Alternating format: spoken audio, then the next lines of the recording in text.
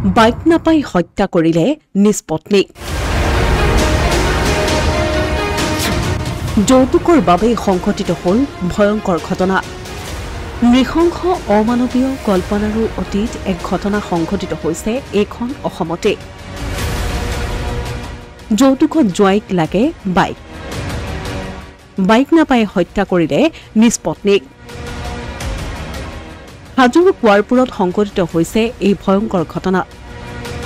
কিছু বছৰ পূৰ্বে হাজোৰ একাডি গাঁৱৰ নীলিমা খাতুনক বিয়া কৰাইছিল কুৱাৰপুৰ গাঁৱৰ ৰাছিদুল আলীয়ে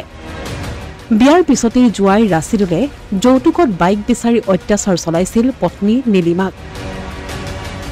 বিগত এটা মাহৰ পৰা বাইক অথবা ধন বিচাৰি পত্নী নীলিমাৰ ওপৰত স্বামী ৰাছিদুলে চলাইছিল অকথ্য নিৰ্যাতন কিন্তু আৰ্থিকভাৱে পিছপৰা নীলিমাৰ ঘৰৰ লোকে বাইক দিবলৈ সমৰ্থ নোহোৱাত শুকুৰবাৰে ৰাছিদুলে সংঘটিত কৰিলে এই জঘন্য ঘটনা এই গুৰুতৰ অভিযোগ উত্থাপন কৰিছে স্বয়ং নীলিমাৰ পিতৃয়ে আজি এক মাহ আগৰ পৰাই বাইক খুজি আছে বাইক লাগে পইচা লাগে তাৰপিছত মোৰতো সেই গৰীব মানুহ হাজিৰা কামলা কৰি খাওঁ মইনো বাইকটো ক'ৰ পাই দিওঁ 3 দিন মানৰ পৰা একেৰাহে খুজি আছে বাইক মইতো দিয়া নাই মোৰো সেনেকৈ সম্বল নাই ক'ৰ পাই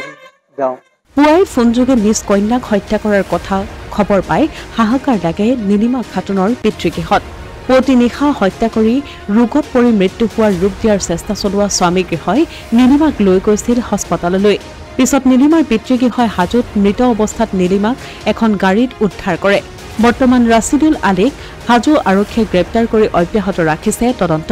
আৰক্ষীৰ তদন্তত সকলো তথ্য পোহৰলৈ আহিব যদিও মৃত নীলিমা খাতুনৰ পিতৃৰ অভিযোগ যদি সত্য হয় নিঃসন্দেহে এয়া এক ভয়ংকৰ কাণ্ড বুলি অভিহিত কৰিছে স্থানীয় লোকে অসমীয়া প্ৰতিদিন ডিজিটেল সংবাদ হাজো